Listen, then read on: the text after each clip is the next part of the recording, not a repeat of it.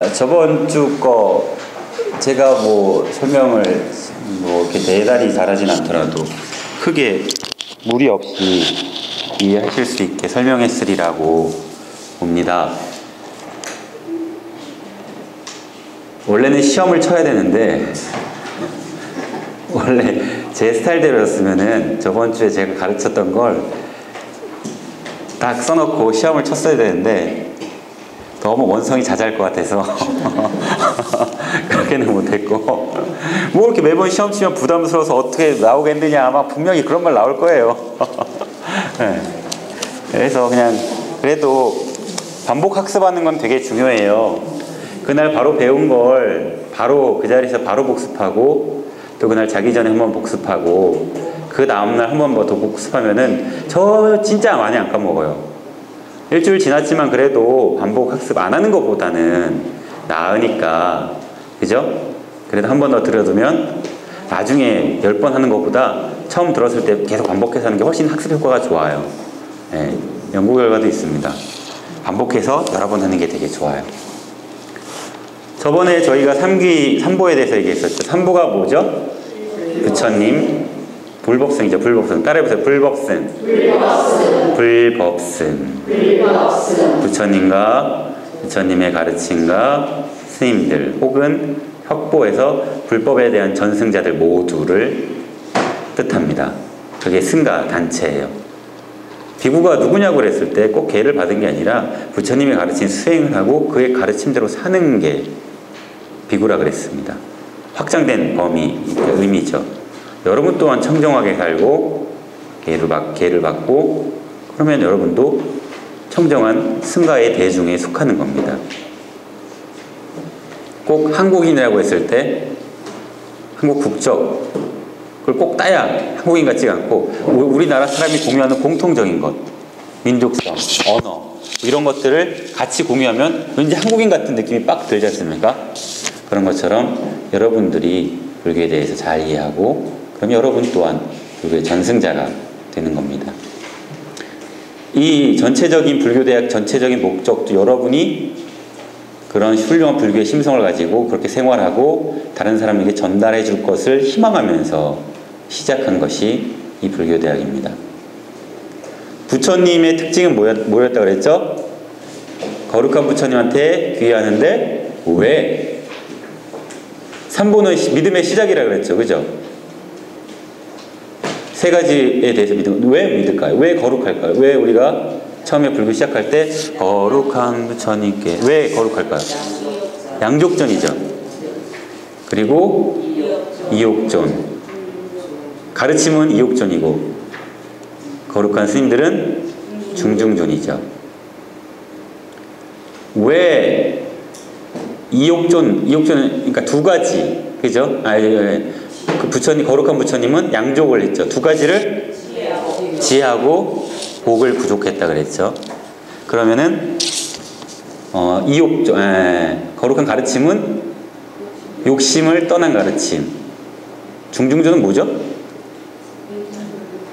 깨끗한 대중들이 그 가르침을 따라 생활하고 있기 때문에 거룩한 겁니다. 수행자 집단이기 때문이죠. 왜 부처님이 두 가지를 부족해야 된다고 그랬을까요? 두 가지를 부족해서 부처님이 거룩하게 하는데 두 가지를 왜 부족해야 될까요? 두 가지가 복하고 지혜라고 했죠. 지혜만 있으면 어떻게 될까요? 말을 안 들어먹습니다. 선생님. 네가 똑똑한데 그게 뭐? 라고 하죠. 나한테 밥을 줬어? 내가 네 말을 왜 들어야 돼? 라고 하는 겁니다. 밥을 줘야 엄마 말을 듣죠? 젖을 주고 키워주고 사랑해주고 온갖 것을 다 해도 그래도 안 들어먹어요. 그죠? 복이 지혜만 있으면 안 됩니다. 엄마가 공부해라 라는 말을 세상 살다 보니까 공부를 많이 해서 성공해야 좀 행복한 그게 커지잖아요. 그죠? 좀 잘 살 수 있잖아요. 인생 살았다 싶을 정도로, 그죠? 그래서 그래 얘기를 해요. 삶의 지혜니까. 근데 얘가 공부를 안 해요. 방편이 좀 부족한 걸 수도 있지만, 그죠? 그럼 지혜가 없고 복만 있어요. 돈 많은 멍청이들 가끔 보죠. 복이 많아서 행복하게 살 수는 있어요. 가끔 가다가 복은 되게 많은데 정신없이 사는 사람들이 있어요. 이 사람들은 그런 거예요. 배부른 돼지보다, 제가 자주 하는 얘기 있죠. 배부른 돼지보다 배고픈 소크라테스가 낫다. 왜냐하면 배부른 돼지는 배고파졌을 경우 다시 배불러질 방법을 몰라요. 배불러져 있다가 언젠가 주인한테 잡혀먹겠죠. 자기가 그런 줄 몰라요. 왜 내가 이렇게 배부르게 저 사람이 막 나한테 먹이를 줄까? 행복해. 저 사람 되게 좋은 사람. 나한테 맨날 먹이를 주고 날 키워줘. 식복은 많겠죠. 근데 복이 끝나는 순간 아주 비참해집니다. 지혜로운 자는 배가 고프더라도 배불러질 방법도 알고, 배고픈 것은 자기 선택이에요. 스님들이 욕심 없이 살려고 하는 것도 선택이에요. 성자들이 모든 것을, 일견 중생들이 봤을 때는 포기한다 싶을 건 그의 선택이에요. 왜 부처님이 왕자였는데 왕자의 지위를 버리고, 아내도 4명이 있었다 그래요. 그리고 별장도 봄, 여름, 가을, 겨울 이렇게 4개 있었다고. 다 포기하고 하셨죠. 적극적인, 선택적인 가난입니다. 이건 성자들이 하는 짓이에요. 어쨌든 복과 지혜를 갖춰야 되고, 그리고 이욕전. 왜 욕심을 떠난 게 성스러울까요? 왜 거룩할까요? 욕심은 파멸을, 그 도교에 나오는 막 먹는 애 있잖아요. 아무거나 다 먹는 애. 그걸 생각하세요. 욕심은 다 잡아먹어요. 왜냐? 욕심은 만족을 모르는 게 욕심의 성향이에요. 이보다 더, 이보다 더, 이보다 더. 궁극적으로 끝내는 행복을 성취할 수가 없어요. 가다 파멸로 이끌어요. 어느 정도 절제를 해야 되고, 궁극적으로는 욕심을 제거해야 됩니다. 그리고 중중조는 이 가르침들을 하는 성스러운 집단들, 여러분들도 포함해서요. 그래서 이것에 귀의를 하는 거죠. 그리고 계율도 했었었죠. 계율, 개가 뭐라 그랬죠? 사상, 정신. 율은 뭐라 그랬죠? 생활 규범 같은 거, 그죠? 율은 헌법과 같은 거고, 개는 헌법과 같은 거고, 율은 법칙들, 법 조항들 같은 거예요. 실제로 우리가 생활할 때 뭐뭐 하지 말아라, 뭐뭐 하지 말아라 율이고, 개는 그 정신을 포함하는 거죠. 대충 얼핏 떠오릅니까? 그럼 시험을 쳐도 반발이 안 일어날까요?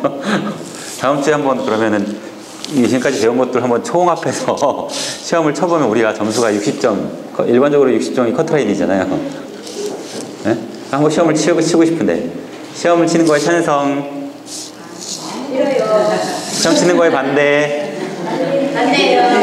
반대가 별로 없습니다. 친묵은 긍정이라 그랬어요. 부처님께서 말씀해주고. 방금 반대가 내가 5명 정도 손들었고, 다들 나머지는 가만히 계시니까 친묵은 긍정으로 인해서 시험을 치는 걸로 하는 건 어떻겠습니까, 여러분? 왜요? 치는 것도 나쁘지 않죠. 빵점 맞으면 어때? 내가 공부 안 했다 싶은 거 아는 거지. 네. 상 주시라고요? 네? 상 주시라고요? 상주요? 무슨 말이에요? 상 당연히 주죠. 몇 등까지 주셔요? 보통 1, 2, 3등 아닌가? 그게 상을 주려면 1, 2, 3등이 아니라 몇 점 이상 커트라인 이상 가면 줘야죠. 네. 그래야지. 다들 1, 2, 3, 4, 5점 맞는데 그 중에 6점 맞은 사람이 7점 맞은 사람이 1, 2, 3등 이렇게 했는데 내가 그걸 줘야겠어요?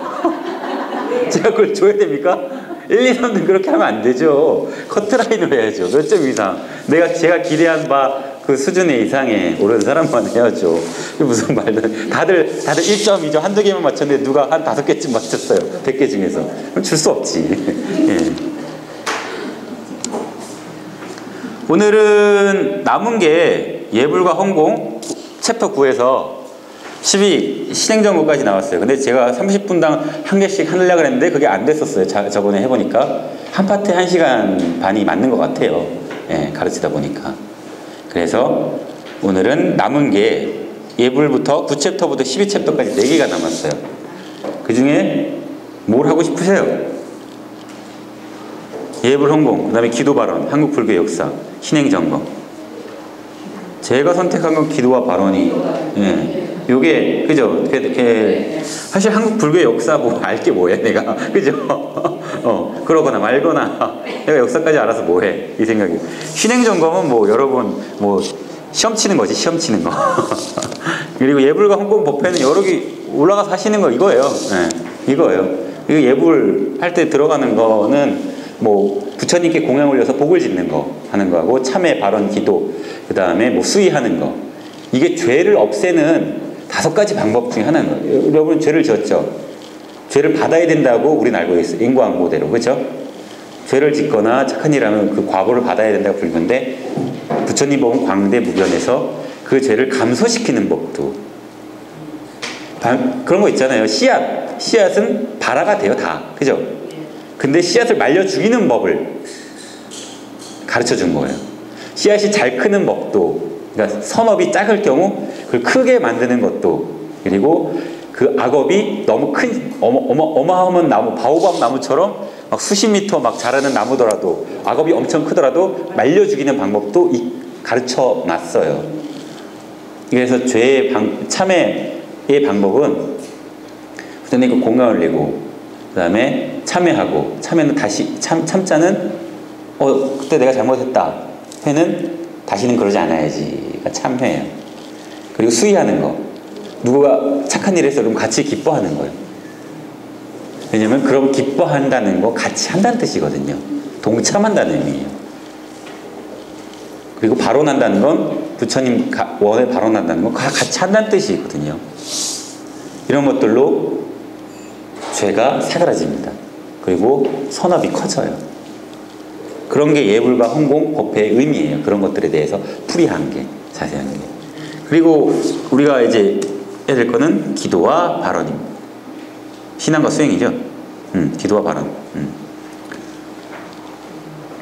오늘 배움의 목표는 이겁니다. 기도와 발언의 참뜻을 알고 바른 마음가짐을 배운다.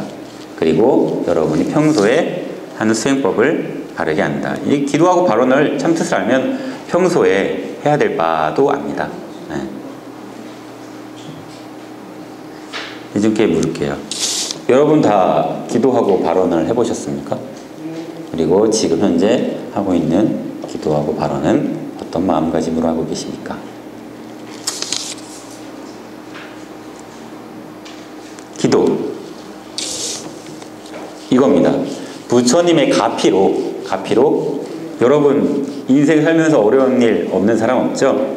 그 상황을 좀 극복하고 좀 더 나아지게 만들고 싶은 욕구에서 생기는 게 그런 바람이, 그럴 때 기도하지 않습니까? 괜히 가만히 있는데 너무너무 행복한데 기도할 리는 없지 않습니까? 그죠? 너무너무 행복할 땐 그 행복에 취해서 기도를 잘 못합니다. 그리고 또 다른 거는 중생을 구제하겠다는 부처님의 원력과 연민이 나의 기도에 감응해서 내가 바라는 바를 달성하게 되는 것. 두 번째가 좀 더 불교의 기도의 의미하고는 맞아요. 부처님의 가피력으로 어려운 상황을 극복하겠다는 것. 가피는 은덕을 입는 거죠, 부처님한테. 근데 3가지 형태로 나타난다고 해요. 뭔지 아시는 분? 오, 훌륭한 학생이에요. 한 개 더. 예, 그래요. 이거 주식팀 한번 강의하지 않았나요? 아니요. 아유, 무슨 발뺌을 하고 그러세요. 내가 들었는데, 내가 들은 적이 있는데, 아이고, 아유, 그냥 훌륭한 학생이네, 아주 그냥. 가피에는 3가지가 있어요. 현증 가피는 뭐냐면은, 부처님이 직접적으로 1억 당첨되게 해주세요. 복권이 딱 들어와요. 이거예요. 그냥 바로 현실에서 증명되는 가피가 현증 가피예요. 기적이라고 생각되는 것들이 있잖아요. 우와! 가끔가다 그걸 느끼는 사람, 그러니까 경험했다는 사람들이 뭐 신앙 글이라든가 뭐 이런 거에 좀 있잖아요. 그런 거. 그런 게 현증가피예요. 그리고 몽중가피. 꿈속에서 관세음보살 봤다 하시는 분, 그죠? 맨날 기도를 했더니 뭐가 어려운 일이 나타나거나 이러기 전에 꿈에서 경고성을 받는다든지, 뭐 예지도 있고요. 예지몽이라든가 이런 게 몽중에서 가피를 입었다라고 하는 겁니다. 가피의 세 가지 중 현증가피, 몽중가피. 명운가피는 늘상 생활에서 훈습 되듯이 훈증기로 이렇게 연기 쬐듯이 우리가 그냥 뭐 부처님 말씀이든지 뭐든지 해서 은근하게 가피를 입는 거. 이게 사실 제 생각으로는 그 명운가피가 가장 불교에 근접한 그렇게 옳은 가피가 아닌가 싶습니다. 가끔 가다가 뭐 되게 힘들어하는 사람한테, 그죠? 돈을 구걸해 주는 것도 있어요. 거지한테는 현증가피예요. 이게 우와 돈이 생겼네. 간절하게 한 편만 주십시오. 밥을 못 먹어요. 얼마나 간절해요. 여러분 굶어 보셨어요? 스님들은 다 21일, 그러니까 5불씩 한다든가 물에 살이 쭉쭉 빠질 때가 있어요. 지금 제가 그 반대 현상이 일어나고 있는데 저한테는 어쨌든 굶으면은 많이 배고프잖아요. 여러분 굶어본 사람들 얘기 들어보면은 정말 고통스럽다라고 해요. 얼마나 거지가 간절하겠어요, 그죠? 배가 고프고 춥고 배고픈 게 가장 서럽다 그러잖아요. 사실 저는 경험해본 바가 없어요. 말하는 게 좀 그런데 어쨌든 간에 얼마나 간절하겠습니까? 그러면은 돈이 딱 떨어지면은 현증가피예요. 이게 진짜 그렇게 간절하면 여러분 앞에 현증가피가 이루어져요. 근데 여러분 별로 간절한 게 별로 없죠? 그죠? 그렇게 막 동아줄 하나 붙들어 매고 간절함이 그렇게는 있어 보이는 사람 별로 없었어요. 그런 사람은 느껴져요. 그냥 하루 종일 그것만 생각하기 때문에 그래요. 예, 당장 불안한 건 여러분 자식이라든지 제일 소중한 것들이라든지 없어지거나 제일 소중한 사람이 죽음의 위기에 처했거나 그럴 때 그 사람은 그게 보여요. 뭐 문제가 있니? 라고 다들 물어봐요. 그때 그 사람은 간절한 상태가 있는 거예요. 제가 재 지낼 때 지낸 사람들이 가르치기 제일 편하다 그래요. 왜냐면 간절해서 그래요. 그게 쏙쏙 들어갑니다. 제 말이. 너무 가르치기 편해요. 간절해서 그 사람은 하나를 쥐고 있어요. 왜냐하면 죽음이란 사람이 살면서 지금 같은 시대에는 경험해보지 못할 것들이에요. 가장 큰 감정적인 파장이 있어요. 그렇기 때문에 간절해져요. 마치 내가 사랑하는 사람이 딴 여자를 좋아하거나 막 그럴 때 뭐가 이렇게 막 하나가 모이잖아요. 막 이렇게 짜증남이라든지 뭔가가. 사랑하는 사람이 죽었을 때도 마찬가지예요. 간절함이 모여요. 슬픔이 모여요. 그 사람이 좋게 되기를, 죽어서도 좋게. 근데 모르니까 더 간절해지는 거예요. 알면은 안 간절해져. 왜냐면 그 사람이 평소 행실을 보면은 어디로 갈지가 명확히 알아요. 친한 사람일수록. 근데 몰라요. 그렇기 때문에 간절해지는 거예요. 그래서 그걸 알 것 같은 부처님이나 스님들한테 와서 그걸 부탁을 하는 거예요. 그래서 현증가피는 거지의 간절함이 있으면 현증가피가 딱. 몽중가피는 여러분 근데 간절히 원했던 거 몽중가피는 되셨던 분들 많을 거예요. 뭐가 되게 집중했던 거 꿈에도 나타나요. 진짜로 신기하게. 네, 그거예요. 그 정도로 꿈에서 나올 정도면은 그 사람은 그건 돼요. 그 정도 되는 거면 돼요. 뭐가 그 사람이 노력하는 게 꿈에서 나타날 정도면 되는 거예요. 흔히 사법고시라든지 이런 걸 막 하루에 20시간씩 막 공부하는 사람들 있잖아요. 하루에 500페이지씩 막 읽고 밥 먹는 시간 빼고 다 공부만 하는 사람. 꿈에서도 그게 나타난다고 해요. 근데 실제로 읽지는 못해요. 글을 읽는 건 글을 읽으려면 뇌는 다른 부분이 깨어 있어야 돼요. 근데 글을 읽지 못하는데 대충은 뭐가 이렇게 꿈속에도 헌법이 나타났다거나 뭐 그런 거 있잖아요. 자기가 합격했다는 게 있다는 것처럼. 근데 꿈속에서 글 공부는 이렇게 못해요. 꿈에서 글을 읽으려면은 뇌에 딴 부분이 깨 있어야 되는데 그 딴 부분이 깨 있으면은 잠을 못 자요. 근데 단지 그런 거 색다른 느낌이라든가 그런 건 가질 수 있죠. 근데 그 정도였다면 깨어있을 시간 동안 얼마나 추진력을 가져야 잠을 잤는데도 그게 갈까요? 있죠. 그런 사람은 돼요. 근데 그 일의 경중에 따라서 그 일이 가볍고 무거움에 따라서 그 시간을 오래 가져야 돼요. 사법고시 같이 어려운 건 몇 년을 해야 되고, 그죠? 쉬운 건 간절히 며칠만 해도 그 일이 해결될 때가 있어요. 그죠? 여러분 뭐 문제가 있다 쳐도 와서 몇백 배 하고 며칠 하다 보면은 그 기도 시간에 하다가 풀어지거나 가벼운 게 있고 3000배를 막 며칠을 해도 안 될 때가 있어요. 일의 경중에 따라서 혹은 일이 가벼운데도 그 사람 업이 무거울 때가 있어요. 답은 가벼운데 공식이 되게 복잡할 때가 있어요. 공식은 간단한데 답이 되게 복잡할 때가 있어요. 클 때가 있어요. 사안에 따라 달라요. 복이 많고 되게 생각이 심플하고 선정력과 지혜가 있는 자는 누가 죽어도 그건 별 문제가 안 돼요. 그에게 큰 슬픔과 고통과 일어남이 없어요. 하지만 굉장히 문제가 업이 많고 심각한 사람은 일이 한꺼번에 온다라는 거 알죠? 업이 많은 사람이 일이 한꺼번에 오는 거예요. 복잡한 상황에 하나를 살짝만 더 던져줘도 그 사람은 미칠 지경이에요. 안 그래도 지금 포화 상태인데 이게 그 사람이 복잡한 상황이에요. 그 사람이 복잡한 거지 상황 그 문제가 복잡한 건 아니에요. 이만큼의 해결 능력이 있는 사람한테는 별 문제가 안 될 수가 있어요. 그래서 세상을 편하게 살려고 했던 제가 군대에 있을 때 제가 군법사였잖아요. 대위였었어요. 그래서 제 밑에 병사 한 명 붙여줬단 말이에요. 제 당번병 같은. 그래서 걔한테 뭐 이런 단순 작업들 이런 걸 시키고 서류 작업하고 막 그런 걸 시켰어요. 근데 제일 가까이 있으니까 얘기를 제일 많이 했어요. 아직도 찾아오곤 했어요. 저번에 그 어디 갔을 때 제 앞에 앉았던 청년 하나가 그 애였었어요. 지금은 미국의 로스쿨 예? 회화문사지 갈 때요. 예, 그 친구였어요. 그 지금 뉴욕에 계신 주지스님 근처 절에서 뭐 1시간 반 거리에서 대학원을 다니고 있다 그러더라고요.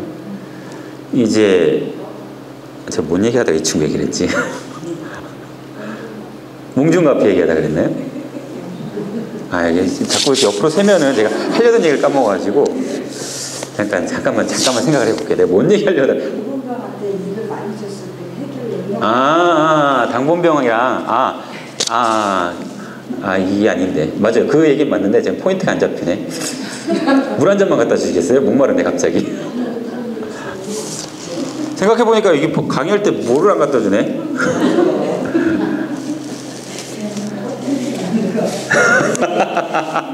예리하시네요. 잠깐 생각이 안 나니까 제가 꼬투리 잡은 거예요.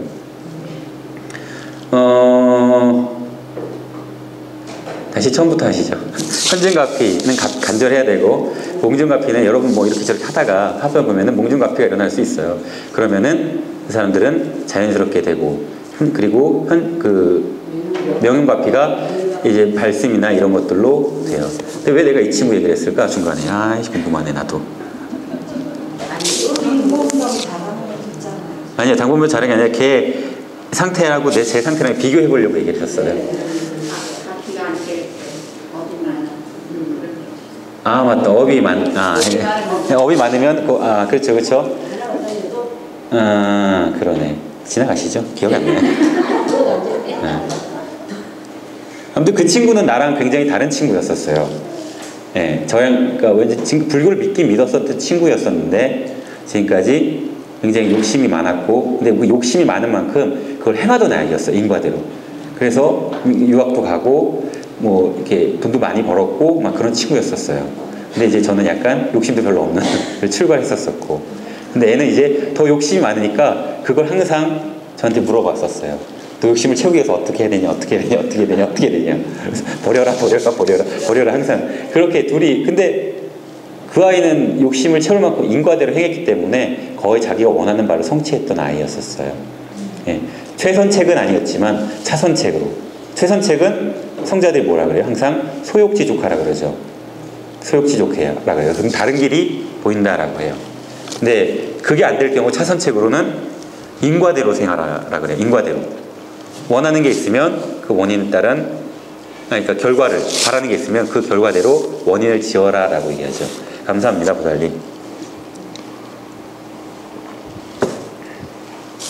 그래서 가피에는 그 3개가 있고 어려운 상황을 극복하는 데는 그 3가지가 있는데 세 번째로 평소에 첫 번째나 두 번째 거는 되게 간절할 때가 그건 자동으로 돼요. 근데 병이 걸렸을 때 약을 먹는 것보다, 그죠? 평소에 건강한 몸으로 있으면 병이 아예 안 옵니다. 그게 제일 좋은 상태인 거예요. 명운가피를 항상 입고 있으면 건강한 몸인 거예요. 항상 부처님 말씀대로 계율을 지키면 어려운 상황에 빠질 리가 없어요. 그렇죠? 누굴 죽여놓고 부처님한테, 그죠? 누굴 죽여놓고 부처님한테 이번 기회만 좀 지나가게 해주세요. 뭐 어떻게든 지나갈 수 있겠지. 어떻게 한 번은 지나갈 수 있을 거야. 근데 과보는 그 씨앗이 작지 않기 때문에 와요. 그 기회는 넘어갈 수 있어요. 근데 현준가피대로 부처님 말씀대로 살생을 그만 가르침을 자기 안에 있어. 그러면은 그 사람 그런 일에 처할 리가 없습니다. 그런 상황에 처해지지가 않아요. 어려운 상황이. 여러분 이렇게 안전한 곳보다 여러분 열심히 놀려면 나이트클럽도 가야 되고 이렇게 좀 약간 위험할 수 있는 개연성이 있는 곳에 가야 되잖아요. 그죠? 왜 또 이렇게 혼잣말 하세요? 뭐라 그러셨어요? 저는 그 말이 궁금해요. 뭐라 그러셨어요? 저는 옆에서 제가 주된 방송을 하고 있는데 옆에서 지방 방송이 딱 틀어지면은 바로 귀가 쏙 들어갑니다. 뭐지? 뭐라 그러셨어요? 빨리 얘기하세요. 뭐라 그러셨어요? 옆에 있는 분이 뭐라 그랬습니까? 이 나이에? 거기 가서 그죠? 이 나이에는 안전해지죠? 안전한 곳을 원하죠. 근데 젊을 때 힘이 있을 때 그럴 때 이제 위험할 수 있다는 거죠. 네. 여러분 놀랄 만한 일인데 이분이 나이가 보기보다 꽤 많으세요. 저도 처음에 얘기 들었을 때 깜짝 놀랐어요. 네. 맞아요. 그리고 이제 두 번째로는 가피에 이제 중생을 구제하겠다는 원력과 연민이 나의 기도에 감응하여 내가 바라는 바를 달성하게 됨. 중생을 구제하겠다는 부처님의 원력과 연민이, 그죠? 나의 기도에 감응하죠. 나의 기도가 그럼 뭐가 돼야 될까요? 앞에 말하는 중생을 구제하겠다는 부처님의 원력과 연민이 나의 기도에 감응한다 그럽니다. 나의 기도는 뭐가 돼야 됩니까? 부처님과 원력과 연민과 파장이 맞아야 됩니다. 그래야 그 기도가 성취돼요. 그리고 그 기도가 성취되면 착한 일을 했기 때문에 과부대로 내가 바라는 바가 옵니다. 이런 거죠. 반장과 국회의원이 내가 여러분들을 위해서 열심히 일하겠습니다. 한번 믿어주세요. 여러분의 마당발이 되고 여러분의 어려운 문제를 제가 다 해결해 드리겠습니다. 그리고 나면 이게 기도예요. 중생을 구제하겠다는 부처님의 원력과 연민이 사회 구성원이 모두가 원하는 바, 그리고 나의 기도는 저를 꼭 뽑아주세요 라고 하는 게 그 사람의 기도예요. 그럼 내가 바라는 바를 달성하게 되는 건 뽑히는 거죠. 가장 권력이 강하고 가장 명예가 높은 곳에 위치하게 됩니다. 내가 바라는 바는 행복해지는 겁니다. 모든 중생이 원하는 것은 행복해지는 것. 부처님의 원력과 원민은 나는 모든 중생을 행복하게 하리라. 우리 백면함에서 처음에 삼배를 가르쳐 어떻게 가르쳐요? 모든 존재가 고통에서 벗어나 행복하기를. 삼배할 때 보통 부처님과 가르침과 스님들에게 귀하기도 하지만 그것의 궁극적인 목적이 모든 존재가 고통에서 벗어나 행복하기를. 그럼 원력과 연민이 딱 맞아떨어져. 나의 기도에 그럼 내가 그렇게 살아. 그럼 내가 바라는 바가 그렇게 원하면 그렇게 자연스럽게 이루어질 거고, 그게 아니더라도 그렇게 착하게 사는 사람들은 제가 말했죠. 자비무적이라고. 그렇게 자비로운 자는 무적이 됩니다. 적이 없으면 행복해질 수밖에 없어요. 꼴 보기 싫은 사람이 아니라 다 사랑스러운 사람. 여기 있는 분 중에 여기 있는 나머지 분들이 다 사랑스럽진 않을 거예요. 그죠? 꼴 같지 않은 인간도 있을 거고. 이게 정확한 표현이에요. 마음을 정확히 표현한 걸 거예요. 꼴 같지 않은 인간. 짜증나는 인간. 저는 근데 여러분들 다 사랑해요. 진짜로. 뭘 쳐다봐. 그럴 때 쳐다보면 안 돼요. 그럴 땐. 그럴 때 어쨌든 그래서 저는 지금 이 시간이 너무 행복해요. 왜냐면 여러분 자식들이 모였을 때 한 명이 모인 것보다 4-5명이 다 모였을 때 충만감이 오지 않습니까? 저는 여기 학생들이 많이 올 때 저는 충만감을 느껴요. 네. 저는 혼자 했다고 그래도 부러워하지 않아요. 자식들이 다 떠나면 여러분 불행하죠. 저는 자식들 다 가도 안 불행해요. 나는 혼자 행복할 수 있어요. 나는 혼자 잘 놀아요. 네. 저는 스스로 만족감을 알아요. 혼자 있어도 행복하고 다 있어도 만족하고 저는 언제나 행복해요. 그렇게 보여요. 가끔 미안한 거는 불행한 사람이 있을 때, 그죠? 그 원력 중에 하나인데 그래서 도와줄 수밖에 없어요. 왜냐면 자식이 힘든데 안 도와줄 부모가 있겠어요? 갑니다. 네, 가야 돼요. 물론 원력과 수행에 따라서 도와줄 수 있는 정도가 다르겠지만 저는 제가 있는 한도 내에서는 해요. 저 행복이 깨지지 않는 한. 근데 그게 제가 행복이 깨지지 않는 방법이기 때문에 도와줄 수밖에 없어요. 도와주면서도 행복하고 그 사람이 나아져도 행복하고 처음부터 중간 끝까지 다 좋아요. 네. 근데 좀 짜증날 때는 여러분 자식한테 이렇게 하는 게 나을 거야, 이렇게 하는 게 나을 거야 라고 하는데 자꾸 반복해서 같은 짓을 반복해서 실수를 저지를 때 있잖아요. 그럴 때 좀 짜증나잖아요. 저도 그래요. 아까 여기 틀어놓은 비디오 보셨죠? 다 말들에 관한 것들이에요. 좋은 말을 해야 된다, 감사합니다 해야 된다, 말의 힘, 이런 것들에 관한 거였어요. 여기 절에서 제일 소리나고 시끄러운 것들이 보면은 말 잘못해서예요, 여러분들. 절에서 문제가 생기는 건 말 잘못해서 그래요. 제일 좋은 건 그 사람이 뭐 어떤 짓을 해도 그냥 그러나 하는 게 제일 좋아요. 근데 우선 꼴 같자는 게 이게 마음속에 일어나요. 내 업이랑 안 맞는 게 있어요. 수식이 안 맞는 인간이 있어요. 자기 업이에요. 근데 그걸 표출하면 안 돼요. 자기 안으로 돌려서 자기 수행의 자양분으로 삼아야 돼요. 똥덩어리 같은 마음인데 똥은 거름이 돼요. 미워하는 마음이 생길 때, 짜증나는 마음이 생길 때 그 똥이 거름이 되는 거예요. 그게 수행의 요소가 될 수 있어요. 그때 수행할 때입니다. 근데 자꾸 싸워요. 제가 하지 말아요. 그러면 안 돼요. 불행해질 거예요. 저처럼 하려면 미운 사람이 없어야 돼요. 막 이렇게 그냥 좋은 말만 해요. 웃어요. 웃어주면 그 사람도 웃어줄 거예요. 계속 했는데 싸움은 끊이지 않고 그냥 나도 그때 저는 뭐 짜증나는 면도 있는데 그냥 세상은 원래 그러려니 하고 그냥 그러려니 하고 있어요. 저도 그래도 그냥 그때마다 괴로운 사람이 있으면 그러면 이렇게 하는 게 좋을 거예요 라고는 하죠. 근데 또 거기에 집착하지 않아요. 반드시 당신이 그래야만 행복해져 라고 하면 어떻게 돼요?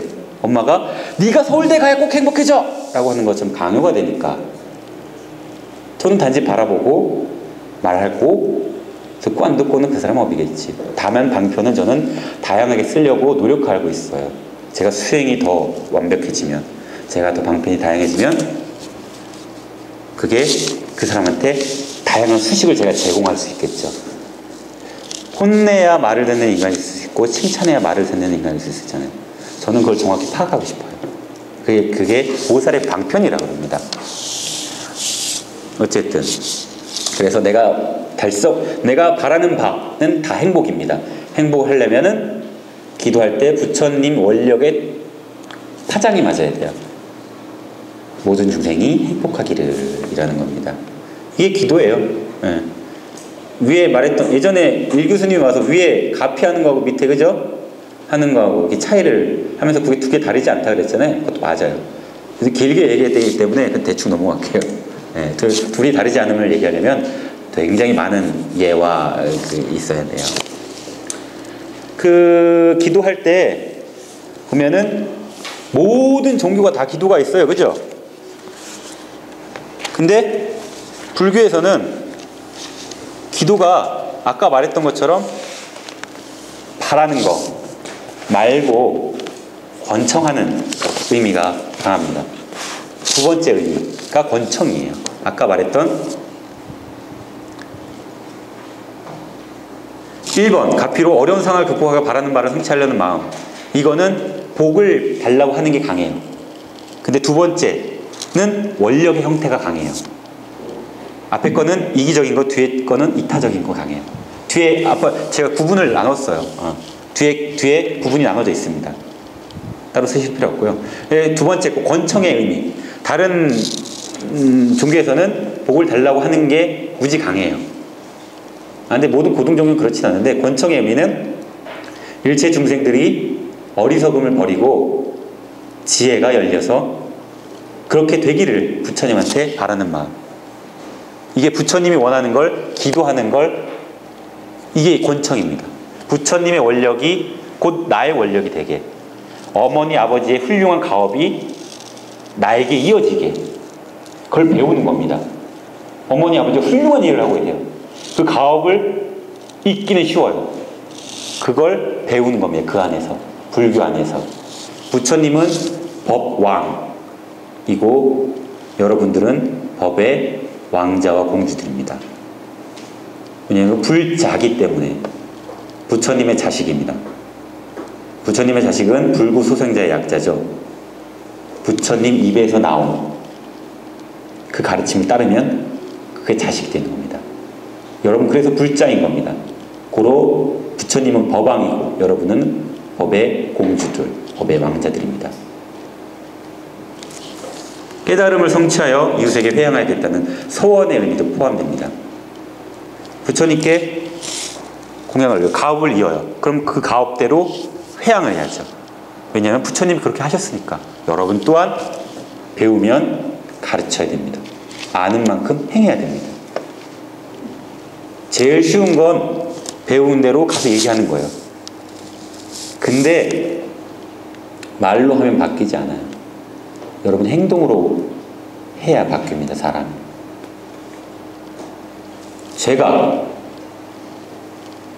결혼을 하고 매일 소주를 3병을 마시고 여러분한테 툭 하면 사기치고 지나가다 갑자기 뒤통수를 빡 때리고 그러면서 막 이런 말을 해요.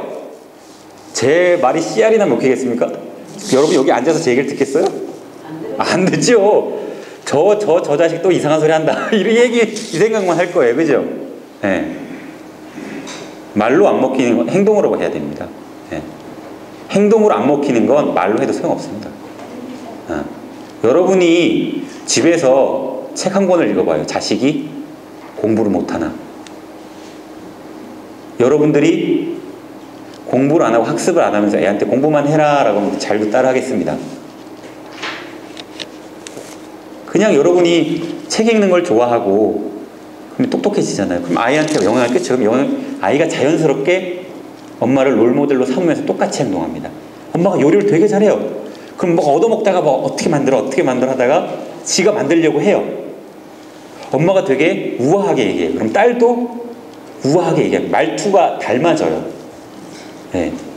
욕하는 아버지 밑에서 아들은 욕을 똑같이 배웁니다. 네.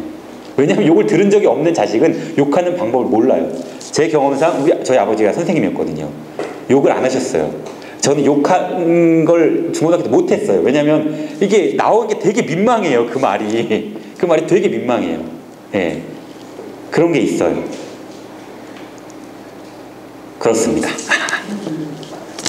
그래서 회양하겠다는 서원의 의미도 포함이 되죠. 권청은. 기도는 권청의 의미까지 포함되는 겁니다.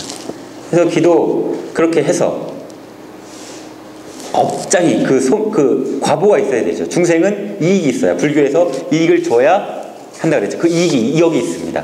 기도를 왜 해야 되냐? 성취함이 있기 때문입니다. 바라는 바가 이루어지기 때문입니다. 근데 그 바라는 바가 제가 말했던 아까 현증가피처럼 뚝 떨어지면은 뭐 되게 간절하면 좋은데 뭐 거지처럼 구걸할 필요는 없잖아요. 부처님 앞에서는 누구나 박복하고 지혜가 없기 때문에 구걸해도 되지만 그거보단 뭐라 그랬죠? 명운가피. 평소에 부처님 말씀대로 이미 주어진 내 부처님의 유산, 가르침 괜히 또 출연해서 저한테 100억 주세요 이게 아니라 이미 남겨진 8만 대장경 안에 있는 가르침이 내 안에 유산으로 남겨져 있어요. 남겨져 있습니다. 남겨놨어요. 가지시면 됩니다. 따르시면 됩니다. 행하시면 됩니다. 가업의 비결들은 이미 알려져 있습니다. 배우시면 됩니다. 그 요리 비결대로 만드시면 되는 거예요. 레시피는 이미 다 공개되어 있습니다. 그렇기 때문에 내면의 변화 혹은 솜씨, 요리할 때는 그게 변화가 있어야 가능하고, 그리고 자기를 비우고 헌신적으로 간절하게 기도해야 됩니다. 왜 자기를 비워야 됩니까? 나는 이미 요리를 잘한다 라고 싶으면 요리를 배우겠어요? 안 배워요. 나는 이미 안다. 그럼 뭘 배우겠어요? 배움은 자기 부정에서부터 시작합니다. 자기 비움에서부터 시작합니다. 처음 출가했을 때 두 가지를 배운다 그랬죠. 선생님들이 하심, 자기 비움입니다. 나를 낮추고 나 아무것도 아니에요. 난 아무것도 아니에요. 무거워. 자꾸 바깥으로 쏟아보면은 안에 뭐가 있다고 생각하는데 사실 아무것도 없어요. 무건해서 자기 안을 바라봐야 됩니다. 무건과 하심을 행자님들의 기본입니다. 그래서 처음에 출가했으면 승자님한테 무건하게 해요. 그래서 막 지나가다 신도들 보고 아니면은 이렇게 X 짜면서 그렇게 하는 거예요.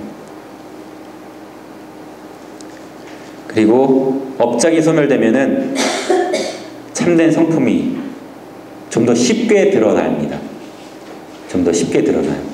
예쁜 사람 안 꾸며놓고 있으면, 저거 때가 많으면, 더러우면 예쁜지 못생겼는지 구분도 못하죠. 자기 본래 모습이 어떻게 생겼는지, 업이 많은 인간은 어떻게 생겼는지 몰라요. 자기가 어릴 때부터 담배 찌들어 살았다 쳐요. 금연 환경이 아예 없는 나라에서 5살 때부터 그냥 그게 애가 쳤다 펴요.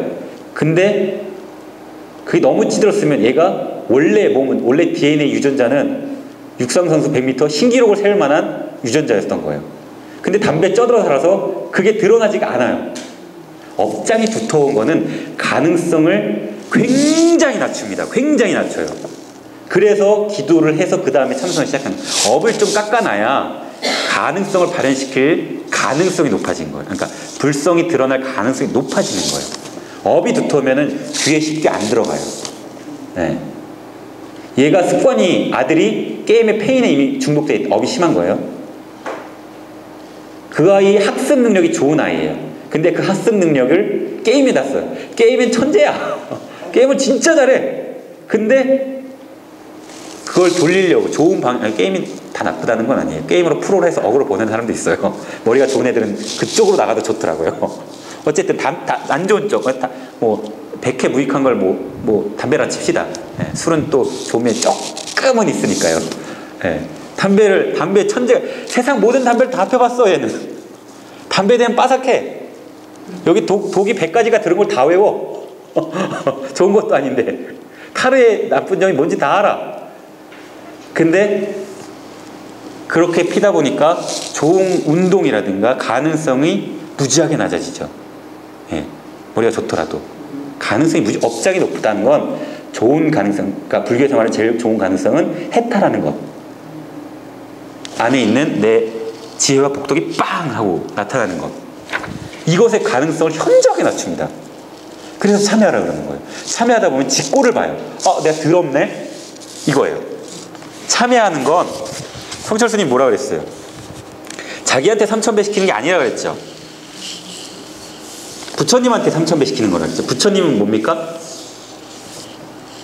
예전에 부처님이 계실 때 제세시에 부처님이 뭐 여기저기 막 절에 다 돌아다니셨어요. 절이 아니라 어디 갔다가 오셨었어요. 근데 부처님이니까 너무 존중한 제자가 부처님 나갔다 오실 때쯤 시간이면은 저기 입구까지 가서 오신다 막 이런 거 있잖아요. 마치 개들이 주인이 아침에 나갔다 저녁에 들어올 때면은 올 시간에 딱 맞춰서 집에 딱 꼬리 흔들고 막 기다리지 않습니까? 그랑 부처님 오신다. 왜냐면 부처님 얼굴만 봐도 환희심이 생겼다 그러거든요. 되게 잘생겼다 그랬었어요. 잘생기기도 잘생겼고 하는 말마다 너무 맞는 말을 하시는 거예요. 그러니까 얼마나 환희심이 일어나겠어요. 절로 신심이 일어나죠. 게다가 그 행동은 얼마나 우아합니까? 왕족이었기 때문에 얼마나 품위가 있어요. 그래서 막 그 사랑하는 제자들 막 이렇게 했나 봐요. 그래서 부처님 딱 오시고 너 왜 여기까지 나와 있니? 이렇게 말씀하신 거예요. 근데 그런 제자 말고 절 안쪽에서 조용히 참선에 들어서 수행하고 있는 제자가 있었어요. 그는 깨달았기 때문에 그의 상태는 공성에 이미 이르렀습니다. 깨달음의 상태에 머물러 있어요. 이 두 제자를 봤을 때 맨날 나와서 부처님 오신다 이러고 있는 그 스님한테 부처님이 네가 이 절에서 사는 다른 제자들 중에 내 얼굴을 가장 먼저 봤다고 이야기하지 말아라. 나를 가장 처음 본 자는 그 스님 이름 얘기하면서 우빠까라고 쳐요. 우빠까 비구가 나를 가장 처음 봤느니라 라고 했어요. 금강경에 뭐라고 그러죠? 야기새껴나 이음성구와 시인행사도 불능견열에. 왜 부처님을 얼굴이나 뭐 훌륭하긴 하지만 훌륭한 목소리긴 하지만 그런 것만으로 부처님이라고 생각을 할까요? 부처님은 깨달음 그 자체입니다. 규칙 그 자체예요. 규칙은 어디에나 있어요. 여기에도 규칙이 없을까요? 규칙이 있죠. 얘는 중력에 따라 떨어져요. 얘는 규칙에 의한 겁니다. 얘는 부처님이에요. 참된 성품과 개발, 진리에 만나려면 업장을 소멸하고 내면의 근본적인 변화가 이끌어나야 됩니다.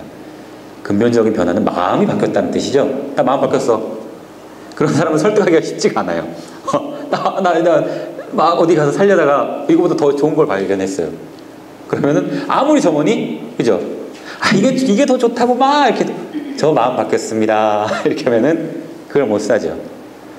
욕심에 의한 것에서 성품이 부처님의 가르침 쪽으로 마음이 바뀌었어요 라고 하면은 번뇌가 아무리 꼬셔도 마구니가 아무리 꼬셔도 저 마음 바뀌었습니다 한마디면 되는 겁니다. 네. 마음이 바뀌었기 때문에. 마음이 바뀌면 어떻게 돼요? 말이 바뀌어요. 갑자기 말을 제가 좀 이상하게 해가지고 제가 평소에 쓰던 말만 해가지고 자식들이 갑자기 애가 변할 때가 가끔 있어요. 왜냐면은 어릴 때는 좀 요동치는 게 좀 있어가지고 결정된 성향이라든가 이런 게 아니라 갑자기 애가 확 예를 들면 뭐 사춘기 때 그죠? 혹은 변성기가 될 때 갑자기 뭐 확 바뀔 때가 있지 않습니까? 그럴 때가 가끔 있어요. 그런 것처럼 확 바뀝니다. 마음 바뀌었습니다. 여러분도 그러시길 바래요. 저 마음 바뀌었어요. 그래서 참된 성품하고 진리와 개발을 만납니다. 마음이 바뀌면. 그러면은 말이 바뀌고 말이 바뀌면 어떻게 바뀌어요? 자기 행동도 막 그 말에 따라 바뀌어요. 나 이거 할 거야 이거 할 거야 그러면은 못하다가도 해요. 나중에는 할 거야 자기 주문이거든요. 기도해요. 할 거야 꼭 합니다. 반드시 합니다. 될 때까지 합니다. 할 거야 자기 암시 계속 하는 거예요. 이러다 현중가피가 일어나요. 몽중가피가 일어나요. 이렇게 계속 말하고 생각하면 현중가피가 그쯤에서 일어날 겁니다.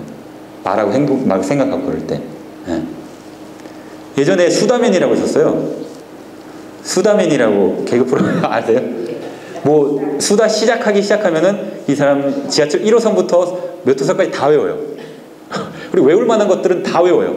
어떻게 외우냐면 저녁에 잘 때 외우면 꿈에 나타났다 아침에 일어나자마자 바로 생각난다 그래요. 이건 여러분도 바로 느껴보실 수 있어요. 관세음보살 자기 전에 10분 하고 그럼 눈 뜨자마자 관세음보살 하고 있습니다. 돼요. 자기 전에 앞으로 이게 저는 해보니까 한 7일 만에 되더라고요. 근데 여러분도 아마 빠른 사람은 당연히 하루 이틀 만에 되는 사람이 있고 안 되면은 뭐 한 달 만에 되는 사람도 있어요. 저는 능엄주 외울 때 뭐 좀 업이 뭐 좀 멀었는지 저는 2달 걸렸어요. 보통 스님들은 한 달 걸리거든요. 왜냐면은 백년하면 출가하면은 능엄주를 10번씩 외우게 해요. 그러니까 저를 500배 시키고 하루에 10번 이상 그 중간에 가서 독경을 시키거든요. 대충 바보가 아닌 이상 한 달에 그저 계속 쓰기도 시키거든요. 네, 그러면 한 달 안에 대충은 외워져요. 근데 저는 머리가 안 좋은지 그게 안 맞았는지 사실은 제 업은 뭐 강제로 외우게 하는 걸 싫어해요. 저는 이해하는 걸 좋아하거든요. 이래서 저래서 이래라고 하면 저는 그게 시스템에 들어와요. 머리에 들어오는데 그냥 무작정 외우니까 이게 머리에 너무 안 들어오는 거예요. 제 업이랑 안 맞았던 거죠. 그런 것처럼 이렇게 쭉 하다 보면은 진리와 만나게 됩니다. 그 다음에 기도와 수행은 뭐 그거에 대한 업장해서 부처님한테 좀 더 가까이 다가가는 거고요.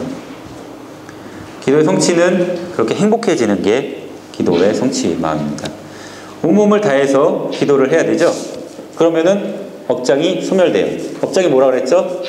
그 사람의 공식, 안에 있는 공식이라든가 뭐 그렇게 계속 행동하는 업력, 패턴, 그 다음에 탐진치에 해당하는 모든 그 사람의 성향들, 그걸 업장이라고 합니다. 탐진치에 해당하는 모든 성향들이 그의 업장이에요. 걔가 뭘 탐욕을 부린다 그럼 걔의 업이에요. 걔가 뭐에 자꾸 화를 낸다 그럼 그 사람의 업이에요. 업이 없는 부처님은 어느 경우에도 화를 안 내요. 근데 어떤 인간은 예를 들면 그런 거 있잖아요. 한국 사람의 업을 태어났죠. 2002 월드컵 때 막 사람들 한국에 있는데 갑자기 어떤 사람이 일본 화이팅! 이랬어요. 그러면 어떻게 돼요? 나머지 사람들이 그 사람이 짜증나죠. 한국 사람의 업이라서 그래요. 미국 사람이 화낼까요? 전혀 화내 안 내요. 그 사람 미국 사람의 업이 있기 때문에 그래요. 이런 큰 업에서부터 세세한 거, 그 사람 성향, 그죠? 나는 짜장면을 좋아하는데 단체로 회식 갔을 때 짬뽕으로 다 통일해 버렸더라. 그럼 짜증나죠. 그죠? 그런 것처럼 그런 세세한 업들, 탐욕, 그리고 분노, 그리고 어리석음, 이런 것들입니다. 이런 업장을 소멸하려면은 아까 마음가짐 안 바뀐다 그랬죠. 쉽게 간절하게 해야 됩니다. 기도는 간절함 하나예요. 마치 내 생명줄을 올가맨 교수에게 줄처럼, 3일을 굶은 거지처럼 한 푼만 주세요. 이런 간절함이 있어야 돼요. 그래야 현증가피든 몽중가피든 명훈가피든 그런 간절함 없이 하나도 바뀌지 않아요. 하나도. 그런 간절함 없이는 하나도 안 바뀝니다. 왜냐하면 업장이 소멸해야 삼매의 경지에 들어서 지혜에 의거해서 행동이 바뀌기 때문입니다. 업장대로 사는 건 배부른 돼지예요. 더러워도 돼지는 그냥 돼지는 더러운 동물이 아니라는데 그냥 업대로 그렇게 살고 있죠. 먹을 때도 그렇게 먹고 그냥 돼지 업이에요. 근데 돼지가 어느 날 각성을 합니다. 곰곰이 생각을 해요. 곰곰이 생각하려면 먹이를 줘도 잠깐 난 마음이 바뀌었어요 하면서 잠깐 명상에 들어야 돼요. 돼지가 명상에 잠깐 들어야 돼요. 잠깐 먹을 걸 줘도 업대로 하면 그냥 와 하는 게 이게 돼지의 업이에요. 근데 마음이 바뀌었어요. 가만히 곰곰이 생각해요. 내가 지금 여기서 뭐 하고 있는 거지? 나는 누구지? 철학하는 돼지가 돼요. 이게 선정이 되는 거예요. 그때 가만히 곰곰이 생각하는 거. 가만히 안 있으면 어떻게 돼요? 번뇌에 따라 그 먹을 거 업대로 먹어요. 이 가만히 못 있는 거예요. 그걸 멈추고 곰곰이 이게 삼매예요. 번뇌를 멈추고 업장을 멈추고 정지한 상태에 있는 것 하는 거예요. 그러다 보면 문득 밖에 나가볼까? 갇혀있으니까 좀 짜증나네. 그리고 맨날 먹이 주는 저 인간 보니까 언제는 살오른 옆에 돼지를 잡아가네. 이야, 더 좋은 데 갈까? 궁금하네. 돼지가 이게 부처님이에요. 부처님이 맨날 죽는 인간. 여러분 죽고 난 뒤 어디 간지 모르잖아요. 돼지랑 다르다고 생각하세요? 우리 밖이랑 죽음 후의 일이랑 뭐가 다르다고 생각하세요? 죽어요. 막 열심히 살다가 가요. 누가 데려갔는지도 몰라요. 여러분들은 누가 여기다 갖다 놨는지도 몰라요. 태어나 보니까 우리야. 태어나 보니까 그냥 인생 속이네. 여러분 돼지와 크게 다르다고 생각하시면 오해십니다. 비슷해요. 구조는 조금 똑똑하고 이 윤회 속에서 벗어날 수 있는 가능성이 있다라고 부처님 말씀하셨어요. 그래서 죽음 후에 뭐지? 생사를 한번 깨쳐볼까? 이게 부처님이 생각한 순간이에요. 불교가 열린 순간이에요. 불교가 시작된 순간이죠. 지혜가 발견됐어요. 지혜가 발견됐다. 우리를 벗어났다 라는 거예요. 부처님이 깨닫고 나서 집 짓는 자여 너는 더 이상 집을 짓지 못하리라 라고 얘기를 해요. 여기 깨닫고 오도송을 보셨는데 정확히 다는 기억이 안 나요. 하지만 이 문구는 기억나요. 집 짓는 자여 너는 더 이상 집을 짓지 못하겠다. 나는 너를 봤다 라고 얘기를 해요. 생각의 틀, 생사의 틀, 그 틀을 짓는 자. 다른 놈이 아니에요. 사실 마구니가 밖에서 누가 있어서 그런 걸 한 게 아니라 그 안에 본성을 본 거예요. 번뇌를 본 거예요. 번뇌가 그렇게 했었고 업이 그렇게 했었던 건데 그 업을 봐서 소멸시켰어요. 그는 지혜만 남아있어요. 부처님 본성만 남아요. 그게 깨달음이에요. 그러기 위해서는 결정적인 믿음, 자비로운 마음, 규칙적이고 지속적으로 반복해야 되는 것이 중요합니다. 결정적인 믿음은 왜요? 왜 결정적인 믿음이 필요할까요? 왜냐하면 결정적인 믿음 없이는 간절해지지가 않아요. 결정적인 믿음 없이는 움직이질 않아요.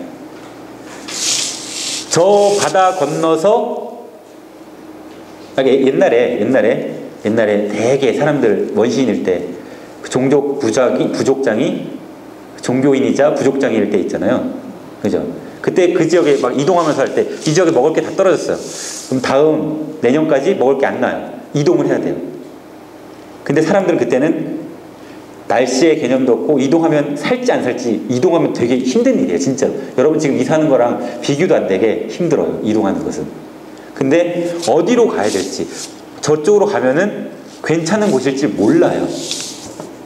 그때 부족장이자 경험이 많은 종교자가 이렇게 얘기를 해요. 내 경험상 저쪽으로 지금까지 내 40년을 살았을 때 저쪽으로 가면 지금은 먹을 게 나아 라고 얘기를 해요.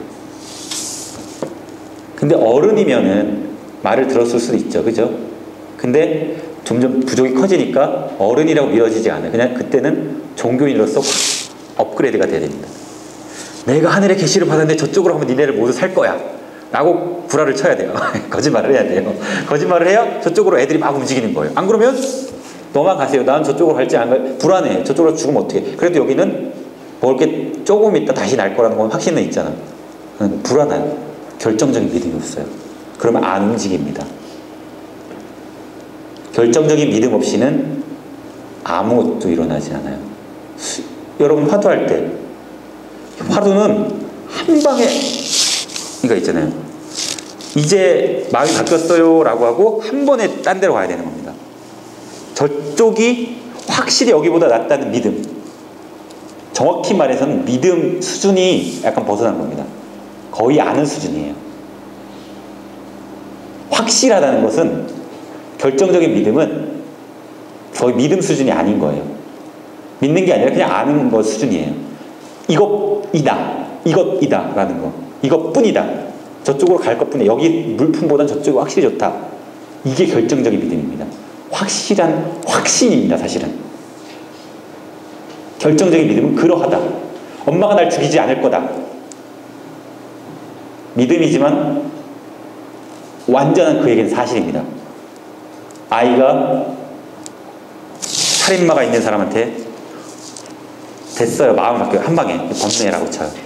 엄마한테 갈 거예요. 엄마는 날 죽이지 않는다는 믿음이지만 그것은 그 아이에겐 사실과 다를 바 없습니다. 확신입니다. 어느 정도냐면 죽여도 상관없다 수준이에요. 엄마가 날 죽이면 그냥 죽을래 라는 거예요. 아이가 엄마의 사랑을 받지 않고는 그냥 죽는 게 낫습니다. 아이는 그 정도 수준이에요. 엄마가 날 버릴 거면 그냥 죽여 막 그런 거예요. 여러분도 똑같잖아요. 자식이 그럴 거면은 차라리 그냥 안 사는, 아이가 그냥 죽어버릴 거면은 나도 안 사는 게 낫겠다 라는 그런 수준이지 않습니까? 스승에 대한 믿음은 그 정도여야 돼요. 특히 화두 수행 같은 경우. 일반적으로 불교 같은 경우 중생이 부처로 넘어가기 굉장히 힘들어서 그런 믿음이 필요해요. 반드시 그런 믿음이 필요합니다. 왜냐하면 강물을 거꾸로 거슬러 올라가는 것처럼 여러분의 일상적으로 가질 수 있는 욕심과 어리석음과 분노의 성향과는 정반대의 가르침을 하기 때문에 받아들이기 처음엔 힘들어요. 되게 훈습되면은 알죠. 행하면. 그래서 결정적인 믿음이 필요한 거예요. 결정적인 믿음, 죽여도 좋다라는 자식을 생각하시면 됩니다. 그 정도 수준은 필요해요. 제자의 덕목 중에 그건 아주. 그래서 초조로서 달마대사가 중국에 왔을 때 이조해가가 팔을 자르는 신심을 보여줍니다. 목을 자르니까? 라고 하는 아마 그 다음 말이었을 거예요. 팔을 자른다. 너의 신심을 보여라. 팔을 자. 다음에 목을 자를까요? 그랬을 겁니다. 제자의 덕목입니다. 결정적인 믿음. 자비로운 마음이 없이는 힘이 약해요. 아가씨가 아이를 사랑하는 수준하고 엄마가 아이를 사랑하는 수준의 차이라고 보십니다. 자비로운 마음이 필요한 것. 자비로운 마음이 있어야 엄청난 힘을 가질 수 있어요. 그거에 의거해서. 관세음 보살이 자비심 하나로 저까지 갔습니다. 몸을 100천만억 개로 나누고 그 100천만억 개를 또 100천만억 개로 나눠서 나를 부르는 자에게는 출연을 합니다. 그리고 온갖 방편으로 다 도와줍니다. 힘이 있습니다. 힘이 생깁니다. 자비는 곧 힘입니다. 그리고 규칙적으로 지속적으로 반복한다는 건 아까 몽중갑 얘기했죠. 뭐 가끔은 하루 이틀 만에 일의 경중에 따라서 그죠? 될 수 있죠. 근데 사법고시 같이 큰 거는 몇 년을 해야 된다 그랬죠. 규칙적으로 반복적으로 한다는 건 많이 한다는 의미도 있지만 궁극적으로는 끝끝내 평생 그냥 생생하다가 규칙적으로 지속적으로 반복한다는 의미예요. 중생이 다 구제될 때까지 내가 하겠다라는 건 중생은 무량하니까 나는 끝까지 하겠다는 그 뜻입니다. 이건. 예. 근데 여러분이 평생 기도할 수 없으니까 일정을 정하는 거예요. 21일 기도든 7일 기도든. 그게 변화의 단초를 작용을 하게 됩니다. 그러다가 점점 길어지죠. 그리고 점점 커져요. 한 푼, 두 푼, 세 푼, 네 푼. 이렇게. 이런 방법도 있고 이러다 언제 해? 그러면서 한 방에 로또 맞은, 로또라고 생각하기엔 좀 그런데 한 방에 구와 지혜를 한꺼번에 얻는 방법도 있다라고 합니다. 근데 되게 그게 화두참선 방법이에요. 간화전.